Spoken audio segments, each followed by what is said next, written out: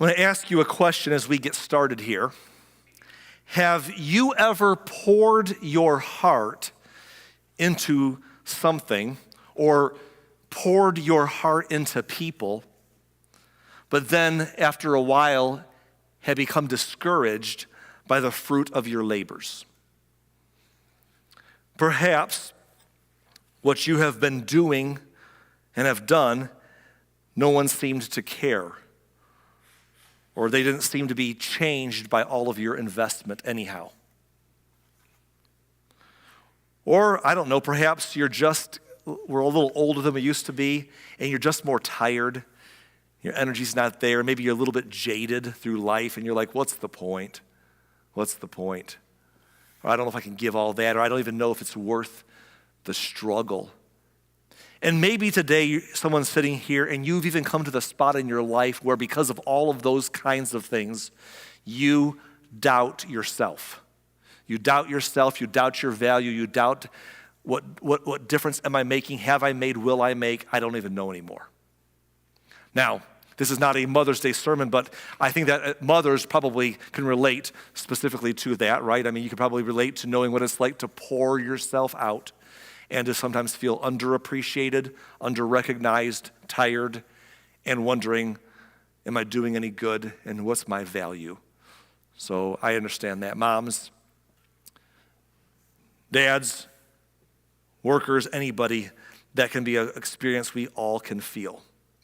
When we feel like we've given of ourselves in some area and we don't know that the payoff is reciprocated. It could be in your business. It could be in the ministry work you do. It could be in any part of your life where you feel that way. All across the table, most of us probably at some point have or do feel those emotions, right? And if so, here's a thought for you today. You are in good company. As we study the life of Jesus week by week, there are several stories in the life of Jesus that we are studying where Jesus faces some challenges where, for example, and we're going to see this in the months to come. In the life of Jesus, we see times where he pours himself out. And he helps so many people in amazing ways, right? And the sad part is that it's not always appreciated or reciprocated. There's a story where we're not going to see this today, but we will down the road, where Jesus has done miracles. He's healed people. He's fed people. They've gathered around him. And then once they get to know him better and hear what he has to say, they left. There's a spot where Jesus looks at his closest disciples in discouragement and says to them, "Are you going to leave me too?" We see stories where Jesus comes to a city that he's cared about and ministered to, and he just weeps over the city, weeps over the people, and says, "I wanted to help you," but they did not respond to him, and they did not let him help the way he could have. And there are so many stories like that in the story of Jesus giving of himself. So yes, if you've ever been in that boat, you're not alone. Jesus felt that many times. So we're going to look at one story today, just one. And it's a story that hasn't happened yet. We're not trying to be really chronological in this series, but it's a story that's going to happen down the road a little ways, but I'm going to pull it to this day for this occasion. A story where Jesus is a little bit overwhelmed and maybe frustrated by the lack of response to his work. In fact, the story I'm going to tell you today, it only takes place in one book of the Bible. Matthew is the exclusive person to give us the story. It's found in Matthew chapter 11 and verse number 20. Let's read it together for a little bit. It's got a few layers to it. We're going to see Jesus expressing frustration, and then we're going to watch him do something. We're going to watch him pivot from those emotions and those feelings back to ministry, back to doing the work he was called to do. Let's begin with Matthew 11, verse 20. It says, "Then Jesus began to denounce the towns where so many of his miracles, he had done so many of his miracles, because they hadn't repented of their sins and turned to God. He had been all over the place in towns like Bethsaida, towns like Capernaum, and other places, pouring himself out. And now he's looking at them saying, I haven't even helped you because you aren't listening. And he actually starts to kind of scold them here. He's not happy. Look what he has to say. He says in verse 21, what sorrow awaits you, Chorazin and Bethsaida? For if the miracles I did in you had been done in wicked Tyre and Sidon, their people would have repented of their sins long ago, clothing themselves in burlap and throwing ashes on their heads to show their remorse. He says, when he says what sorrow awaits you, I don't think he's trying to be mean or scoldy as much as he's trying to say, you don't get it, do you? It's sad. It's sad to see what you are missing out on because you're not responding to the work I'm doing in you.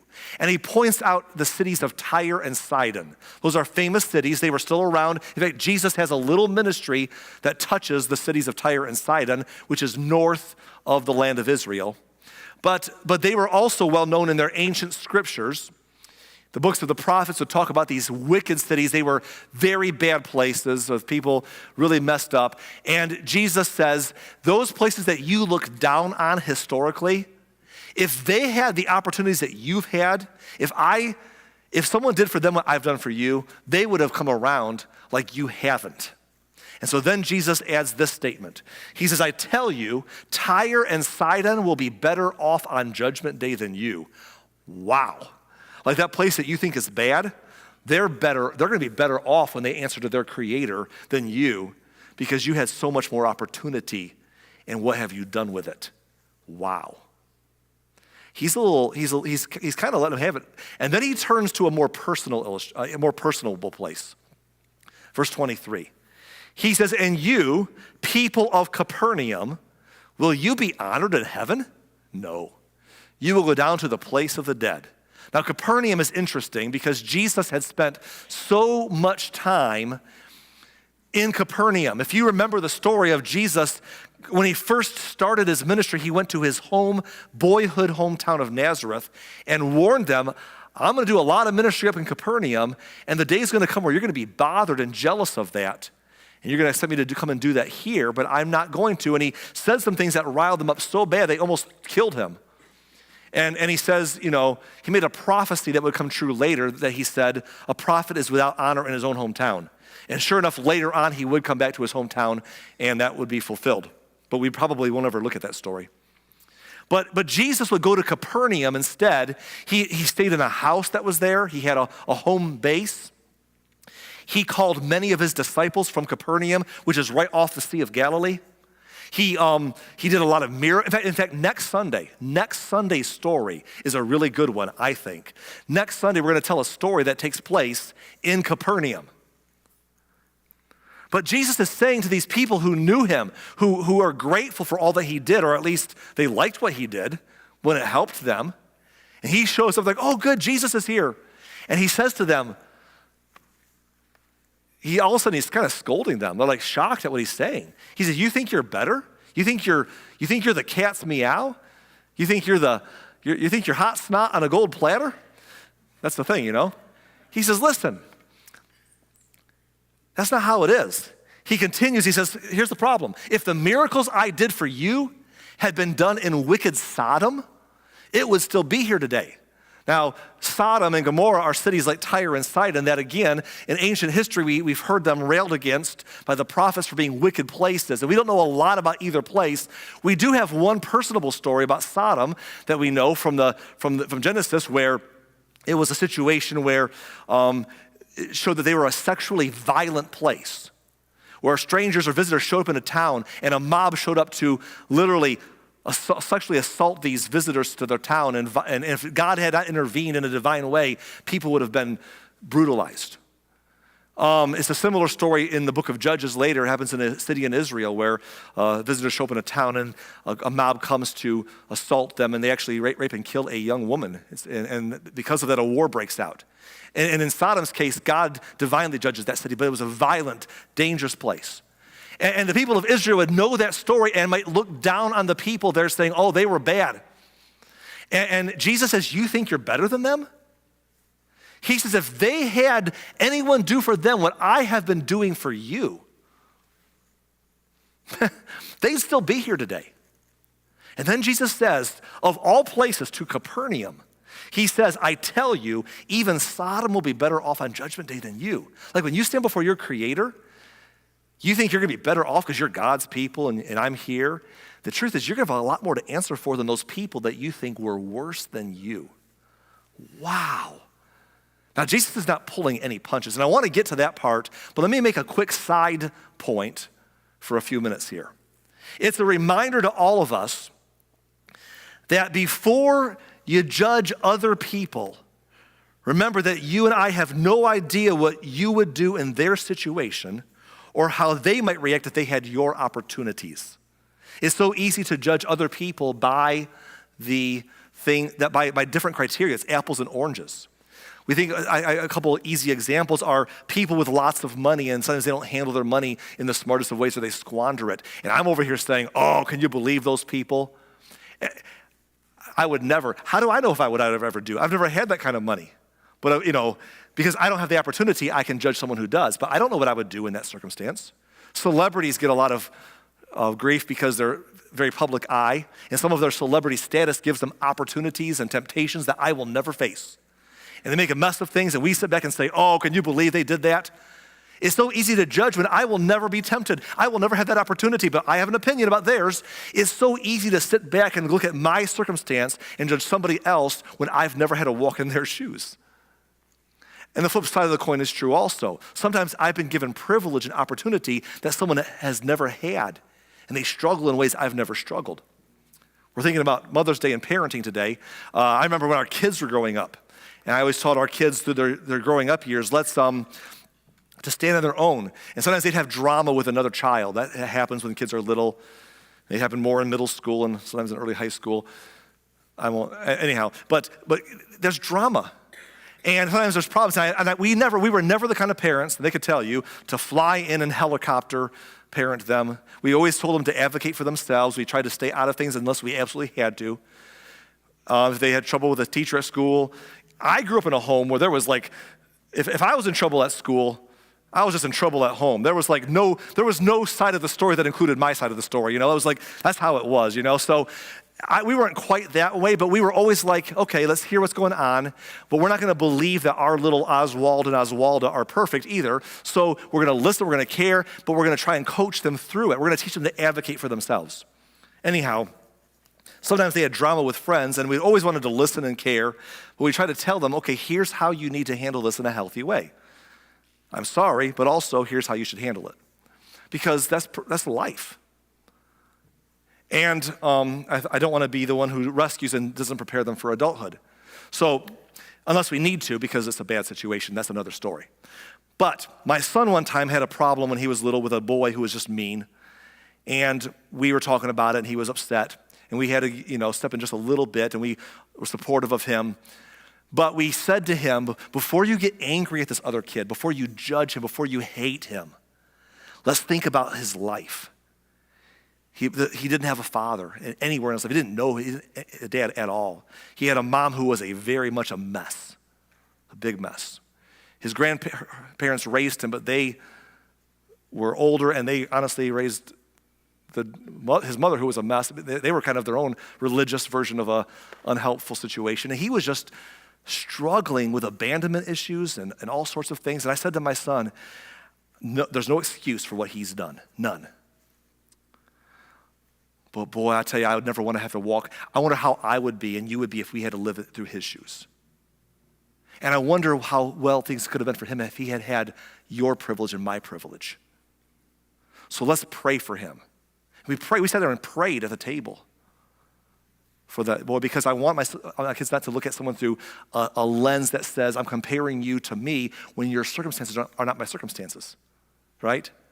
And Jesus is saying to people, you think you're better, but you've been given so much more. And the people that you think are worse than you didn't have some of your opportunities and your privilege. And don't think for a second that makes you better in the sight of God. It just makes you more accountable.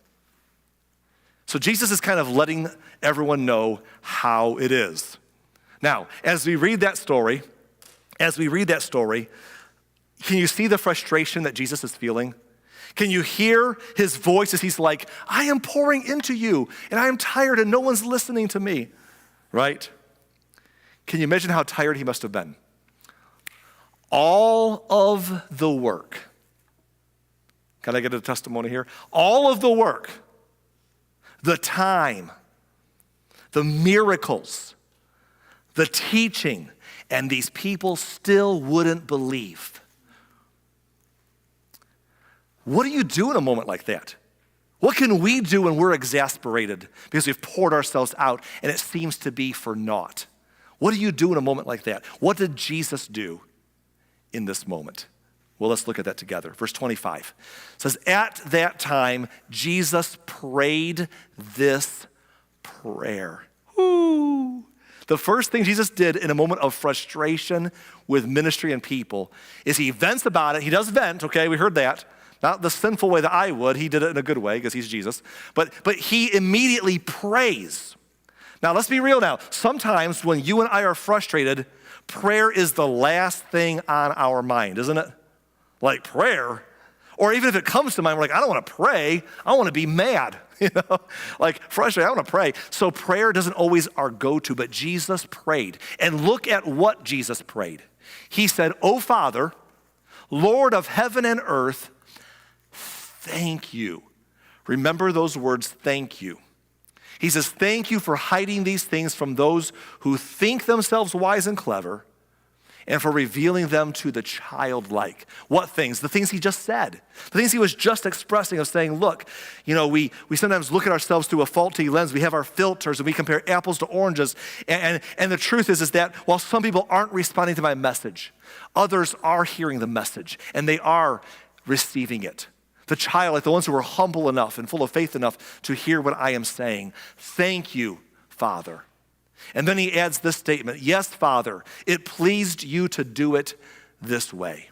And what Jesus did in a moment of discouragement and maybe frustration is he prayed and he gave thanks to God. And I'm going to tell you something, it works. It works when we do that. Say, how do you know? Because I've learned, I'm going to confess to you, I have not always turned to God in prayer and giving thanks when I've been frustrated. You're like, what? But you certainly must mean before you were a minister of the gospel of Jesus Christ, you didn't do those things. But now you faithfully always think to pray and give thanks, right, Reverend? Right, Arlen? And the answer is, I think I'm better than I have been before, but in my 26 years of pastoring, there are many times when I got frustrated and I did not turn out of that mentally unhealthy space to prayer. Until the Holy Spirit knocks at my door and says, hey, why don't you pray about that? Or sometimes he'd send somebody else to nudge me along. Michelle would occasionally say, maybe you should take a prayer walk. She's right. I should go, because I like to walk whenever. So I've been put in my place here. So I want to take a walk because I am not healthy. And then I pray. And you know what? I always remember when I pray to do what Jesus did here. You know what Jesus did here? He prayed and he began by being thankful. That's a big Bible idea. And this will help all of us if we'll let it. A big Bible idea is that 20 years after Jesus' ministry was over, the Apostle Paul would write that we begin our time of prayer, we should do it by giving thanks. That 1,000 years before Jesus showed up, the psalmist once wrote that we should begin our communion with God by giving thanks. Jesus here is frustrated, is discouraged, but he prays and he gives thanks. And so I would go on these prayer walks and I would know this, and I would say, let me start by giving thanks, even though I'm frustrated. Okay. Please throw me a lifeline. Does anybody else know how hard it is to think of things to be thankful for when you're frustrated? When you're frustrated, frustration is like so front and center, isn't it? It's like all you can see is what frustrates you at the time. It's like, right here. And like, be thankful. You ever say, be thankful. What's there to be thankful for? Because we're frustrated. And so I would sit there and say, I need to give thanks, but I'm frustrated. So I would force myself to zoom out. Get out of the weeds, get the 30,000-foot view, and think of things I was thankful for as I'm on this walk that I was told to take because I needed it. And then I would start to remember, I'm thankful for this. I'm thankful for that. And usually once I get one going and I thank God for that and think about that, another one would come to mind and the dominoes would start to drop. And sometimes 10 or 15 minutes later, I came back to pray about the thing that I came to take a walk about. I came back to pray about the frustration after giving thanks. But every single time I've ever done that, by the time I've given thanks and I come back to my frustration, it's just different. It's not gone. The frustration is still there. It's still there, still a problem, but my perspective has changed. I'm more humble because I've looked at what God has done for me. I'm more grateful. And all of a sudden, the thing that was overwhelming right here is more manageable because I simply prayed and thanked God for the things he's done. It works every time. Try it if you're ever frustrated, to go out there and pray and start by giving thanks for a little bit. It won't solve the problem, but it will definitely give us a better path forward. And Jesus does that here. And then when he finished praying, he then says something out loud. I don't know who he's talking to himself or to anyone who stands nearby, but he says these words, "My Father has entrusted everything to me." He says, no one truly knows the Son except the Father, and no one truly knows the Father except the Son, and those to whom the Son chooses to reveal him. Jesus is like, you know what? Let me affirm out loud that I have been blessed, that God has entrusted something to me. You know what God had entrusted to him? The ministry that was frustrating him. Isn't that funny? What God had entrusted to him was the opportunity that was driving him crazy. He's like, you know, all of this I'm annoyed by all these things because I have the privilege of serving because God gave me that privilege. And he knows me. No one knows me like he knows me, and no one knows him like I know him. And he is thankful for the privilege God has given him. And he's praising the Lord. Jesus responded to the heaviness of his load in two ways. First, he gave thanks in prayer. And second, he changed his perspective and affirmed to himself of all the benefits that he had in his life. Can I just say this to you? That works for me today. That works for you today. If we could stop and do it. Let me give you a thought to take home with you today. Did you know that most of our stressing is because of our blessings? Right? Most of our stressing is because of our blessings. Think about that. Okay, it's Mother's Day. Let me pick on mothers for a minute, okay? When you're a mom and you have a new baby, 3 or 4 months old, we have some testimonies going on here. With 3 or 4 months old, the baby doesn't want to sleep all through the night, and you're tired, or he or she is fussy in the evening, and you're like, oh, will the crying ever stop? And it's stressful because you're tired, and you're just like, let me walk and sing some more. What will make you happy? Or, can I get a full night's sleep? And it's stressful. Or they're a toddler. They get older. And then they're just getting into everything, and you're following them around trying to keep them alive and others alive, And it's just a busy stage of life for that little toddler. Do you know why you have that stress? Because God blessed you, and we know this. He blessed us with the thing we once probably prayed for. God, I'd love the blessing of a child. And he gives us a child, and the child is a blessing that brings some stressing. And then the stressing just changes forms when they get older. And there's still a blessing, but there's still some stressing. And then they become adult kids, adult children. I said that last hour and someone laughed out loud when I said, then there's our adult kids, and someone started cackling. I'm like, is that funny? I don't know what that's funny for. But anyhow, and you're like, man, I have stress worrying about them. I'm so stressed about them. You know why? Because you had the blessing of a child that probably at once you prayed for and hoped for, and someone else wishes they had. And that blessing, and it is such a blessing. But it does bring stress, doesn't it, Mom and Dad? Most of our stressing is because of our blessings. Here's one. You say, I'm not a mom or dad. What about your job? You run a business, you're like, oh, my business is so much work to own a company. What a blessing. But it does bring stressing, doesn't it? Or you don't own a company, you're just employed. I'm a worker bee, Arlen. I just work a job. And my job has people and frustrations, right? That's why we tell our children when they're young, hey, when you have drama in school with other people or you don't like a teacher, that's just good training for life because you probably have a boss someday that you won't always love. I mean, I will ask for testimonies of how many of adults always loved your boss. Or maybe you have employees that you don't always get along with. And so this is just training, right, growing up. But here's the thing. If you have a job and as an adult and it stresses you, what a blessing to have a job that pays the bills and provides ends meet because someone else needs that or wants that. I'm just saying that getting older, here's another example, getting older is stressful. My mind says I'm younger than my body says, no, you're not. I'm trying to do things I used to do much easier. And things happen and we lose control and things get trickier. That stress comes because we've had the blessing of living long enough to get old.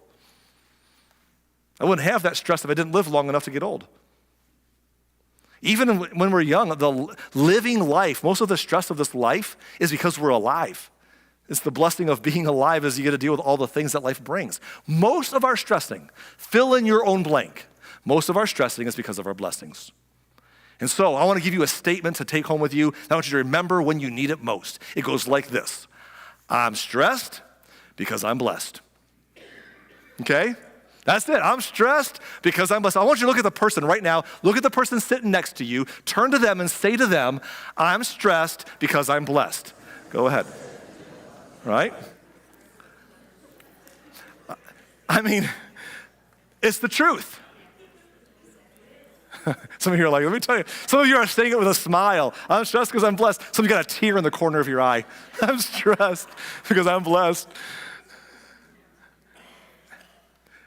When Michelle and I were a young married couple, we took this church in Cedar Lake. This was like, we were 25 years old. Not this building, our old location tucked away in no man's land.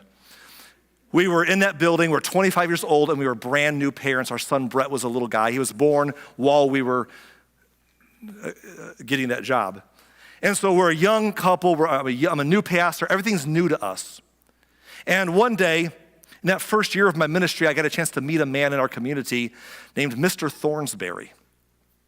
Mr. Thornsberry was not, he was an older gentleman, he was retired, his health was poor, he walked with a cane and he was struggling, but Mr. Thornsberry was a brilliant man, very successful in his life. He lived alone, he was very brilliant, but he could not wrap his mind around Christian faith. He was an agnostic. He said, I just don't know if I can believe, I want to believe what you're saying, but I just can't get past my brain. So he didn't consider himself a believer. I would have many conversations with him where he would say to us things like, that sounds good, but I can't buy it. But for the next couple of years, we built a very close friendship with him. I loved hanging out with him. In fact, eventually, by the way, here's the good news. Before he passed away in a couple of years, he received the Lord Jesus Christ as his Savior. It came full circle. But for a long time, it wasn't that way. We'd have some big, interesting talks. But he loved our family. And one day he called me and said, hey, I need to go down to the grocery store. Can you pick me up and bring me to the grocery store here in town, which is now Streck & Van Til's, but back then it wasn't Streck & Van Til's, it was Wilco. How many of you remember Wilco? Anybody here? Yeah, Wilco. So he said, can you bring me to Wilco for some groceries? And I said, of course I can. And he said, hey, would you mind bringing Michelle and the little boy, Brett? I want to see them. So what am I going to say to that? So sure, we'll all come. So I got in the car, and Michelle gets in the back with baby Brett, and Mr. Thornsberry gets in the front with me, and we drive to Wilco. And as we're driving there, he's not liking the car seat at that age. He wants to be held, but he's just not happy. We're all hearing about it. We get to the store, we walk inside, and Mr. Thornsberry tells us, I had no idea until we got there, that the reason he wanted to go to the store was to buy us groceries because we're a young family. And I tried to object, but he insisted, so we're sheepishly loading our cart. He's like, you fill that cart or I'll fill it for you. So we filled our cart. And honestly, I'm so thankful. We were 25-year-old kids with a baby. We could use the help. It was helpful. But it was also a little bit embarrassing, but I was grateful. We checked out, we loaded up the car, we're driving him home. Brett was fussy in and out at the store. He's fussy in the back of the car. And we get to his house, and Brett he's calmed down a bit, but he's still a little unhappy. And we're just back there a little bit embarrassed that, And Mr. Thornsberry, before he gets out of the car, and I thank him, he pivots and he looks at me. He turns around and he looks at Michelle, looks at Brett's car seat, and he looks at us and he says, enjoy every minute of it. And then he said words that I have never forgotten. He looked at us and said, you're having the time of your life and you don't even know it. Man, those still get me emotional to this day. He was right, you know. Not that we didn't know it. I think we tried to know it. We were grateful. We were great. I think we had the right outlook. But it's true. Fast forward 26 years, you know, and your kids are mostly grown and gone, and you look back and you say, those were the years. Those were the glory years. That was the prime. All that hustle and bustle and crazy season of life, and it was so wonderful. Those are the stories you tell, the memories you have, the pictures you look at. But boy, they were stressful at times. We're having the time of our lives. You don't even know it. I'm stressed because I'm blessed. Jesus was having a moment where he realizes the truth of that statement, and he's praising God and he's affirming the blessings of his life. But of course, while he's trying to do that, people aren't leaving him alone. He's trying to reset himself. And people keep pouring in, Jesus, I need help. I need a miracle, you know. So he's got to answer while trying to sort out his own situation here and come to these conclusions. Here comes the crowd. So look what Jesus says to them in verse 28. Then Jesus said, stop bothering me. I am weary and unable to handle anything else. I need some rest. Okay, spoiler alert, that's not what Jesus said. I made that up, okay? That's not a real Bible verse, okay? Okay. No, but can you relate to that statement? Have you ever wanted to say something like that to somebody? Like, stop bothering me. Please, I'm tired. I'm unable to handle. Look, what's that? No, don't do that. But have you ever felt that way before, Kathy? Have you ever sat in a spot in your life where you're like, can I just sit in the bathroom without fingers coming underneath the door? Just give me a few minutes of privacy, please. I need some rest. Can the people who work for me stop fighting for like 5 minutes with each other so I can do something else? Right? So what does Jesus say in all actuality? Jesus says in verse 28, then Jesus said, come to me, all of you who are weary and carry heavy burdens, and I will give you rest. Here he is trying to figure out his own rest, and he's like, just come to me. And I'll give you rest. Here's why. Because when you come to me, I'll give you rest because I understand, because I have walked in your shoes. I have carried your stresses. I understand. It was a song we sang earlier. You understand me. You understand me, God. I understand. And you come to me and I'll give you some rest. And then he adds this in verse 29. He says, take my yoke upon you. Let me teach you because I am humble and gentle at heart. And you will find rest for your souls. Now, I grew up hearing, I've been in church a lot of my life, and I've heard this verse taught and preached from several times through my life or more. And I'm going to be honest, I didn't fully catch the significance of that verse for many years. And that's not because of my teachers or the people who preached it to me. They did a great job. It's not them, it's me. I didn't fully grasp it because I caught part of it, but not the other part. Here's the part I caught. That Jesus was saying, come to me if you're burdened. Come to me if you're weary. I'll give you rest, and then I'm going to give you some work to do. You know what a yoke is? A yoke is something you put on oxen so they can go out and plow the field. Jesus is saying, come to me for rest, and I'm going to give you some work to do. And that's a good truth, by the way, because you know what most of us need when we're most discouraged and not mentally healthy? We need something to do. Otherwise, we tend to sit down in our own ugly space and spiral, right? And spiral. The easiest thing to do is lock ourselves off and get more depressed and get more alone, which makes us more depressed, and it just gets worse. And so it's a good truth that sometimes the best way out of that is to find something to do and something to do for others. And Jesus just did that, by the way. Did you notice that Jesus just did that? He had just been upset about people who weren't listening. Then he gave thanks to God and prayed and changed his perspective. And then he said, okay, come to me. Let me help somebody else. Let me help somebody else. Because sometimes the best path forward is not just to get a little rest for our souls, but also to get something to do for somebody else, because helping somebody else helps our own mental perspective. And that's the truth I got from this verse, and that's a good truth. But that's not the only truth. It took me more recently to fully appreciate what he was saying. When he said, take my yoke upon you, here's what he meant. A yoke is something you put not on one ox, but on a team of oxen. Because the two oxen together pull that yoke. And of course, they are so much more exponentially powerful, yoked together. Jesus was saying, you don't have to do this alone. It's my yoke. Let me put it on you and let's do this together. He's saying, listen, let's pull this thing together. You come to me. And yes, you have things that you're bringing to me, but I have something for you to do. But we're just going to put it all together, and we're going to get in the yoke together. And I'm humble. I'm humble and gentle at heart. I'm not a mean driver. I'm not like, mush, oxen, mush. No, I'm in there with you. We're working this together. He says in the next verse, he says, for my yoke is easy to bear, and the burden I give you is light. You know why it's light? Because he's doing the heavy pulling is why. He says, if you'll carry your own burdens by yourself, they can crush you. If you'll bring them to me and we'll come together, we'll put it all together, the thing that you're struggling with and the thing I want you to do, and I'll get in the yoke with you, and we're going to get this thing done, and it's going to be easier because I'm doing it with you. Jesus faced his discouragement by giving thanks to God in prayer and then turning around and affirming to himself that he was stressed because he was blessed.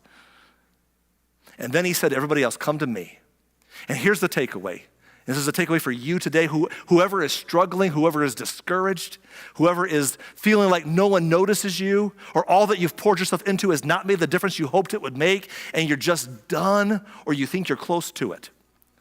Jesus says to you, come to me, find rest, and let's do it together. That's it. Come to me. Find rest, and let's do it together. Now here's my encouragement to you. I know it's easy when you're frustrated to not run to Jesus, but I beg you today, come to Jesus. And when you come, find out something that you're thankful for and talk about that for a little while. It will humble us and change our perspective and bring gratitude in our hearts that are frustrated. And then remind ourselves that most of our stressing is because of our blessings. And then say, God, let's do it together. You know why do it together is a big deal? Because we can't stop doing it. Let's be honest. This whole idea of coming to Jesus for rest, what kind of rest is that you can stop? If you're a young parent, you can't just stop being a parent because I need some rest. Well, baby still needs to cry. Toddler still needs to be chased around. The business you run still needs to have problems solved. You still got to go to work the next day, right? Jesus is saying, when you come to me with that load, I will give you I'll give you rest for your soul, and then we're going to do it together. But he's never going to come along and force himself on you. He's like a parent, mom and dad, who sits back and wants to help your child do something, but like, no, I got this, and you're like, I want to help, but they don't want my help, so I'm just going to sit back and wait for them to say help. And Jesus is like, you can do this by yourself if you want to, but if you come to me, you'll find support, you'll find companionship, you'll find rest for your souls, and then you don't have to do it alone. I am not alone. I am not alone. Let's do it together. Come to Jesus.